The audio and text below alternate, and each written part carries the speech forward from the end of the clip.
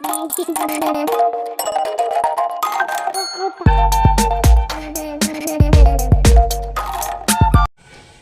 To Ankita's kitchen. आज recipe हूँ कखारु फूल बरा। तो फ्रेश फ्रेश आनी छत्र बाजार मु कखारु फूल। चलते देखी ना कखारु फूल बरार रेसिपी। ओम साई राम। साई बाबा समस्त मंगल करंतु।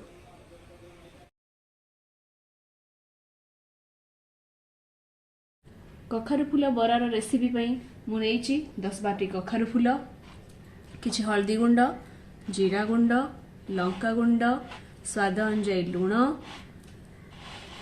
करी पाउडर, चाट मसला, आमचूर पाउडर, मैगी मसला एवं धनिया गुंड आउ गोटे छोट कप रे कपे चाउल। प्रथमे चाउल को 20 मिनट पर्यंत पानी रे भेदे नबा। आसंतु देखिबा। चाउल बतुराई तो 20 मिनट पर चाउल सहित बाकी मसला गुड़ी को ग्राइंडिंग करी देखि नबा। तो कखारु फूल बरा पई जो कही मु आपण मानकु कि चाउल सहित बाकी मसला गुड़ी का पेस्ट करिया पई सेडा ग्राइंडिंग हे गला। आपण जदि चाहिबे तार टेस्ट पई आदरे रसुण एवं पियाज मध्य टिके ऐड कर परिबे, नहले स्किप मध्य कर परिबे। एथिरे किछि असुविधा नाही।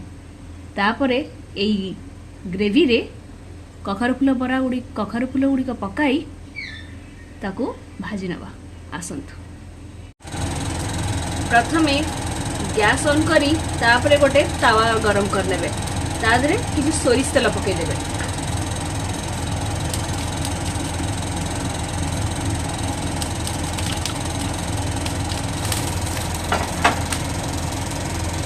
सोरिष तेल गरम हो आसला परे कखारु फूल को बैटर रे गोड़े गोटी गोटी करी तावा रे पकई नेबे।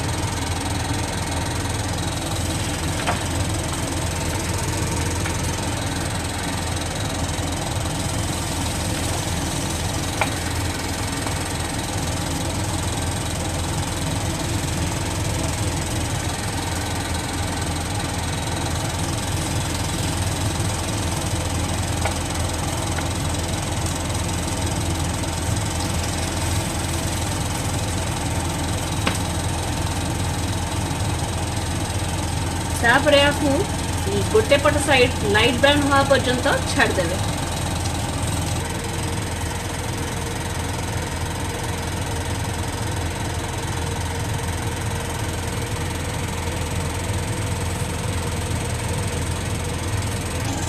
कखारु फूलर गोटे साइड लाइट ब्राउन हे आसलानी देखंतु।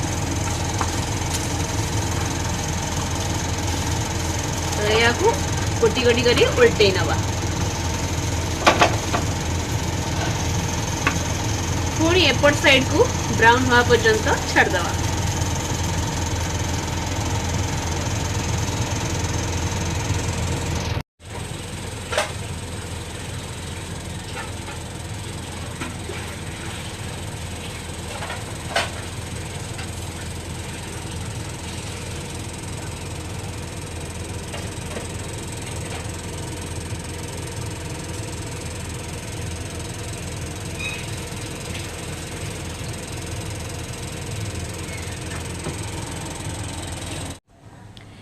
एबे रेडी हो गला कखारु फूल बरा।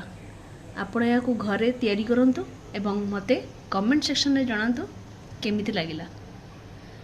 आ मो चैनल को लाइक शेयर सब्सक्राइब करने को जमा भी भूलिबेनी। पुणी देखा हबो नेक्स्ट ब्लॉग रे नुआ रेसिपी सहित। रहउछि नमस्कार।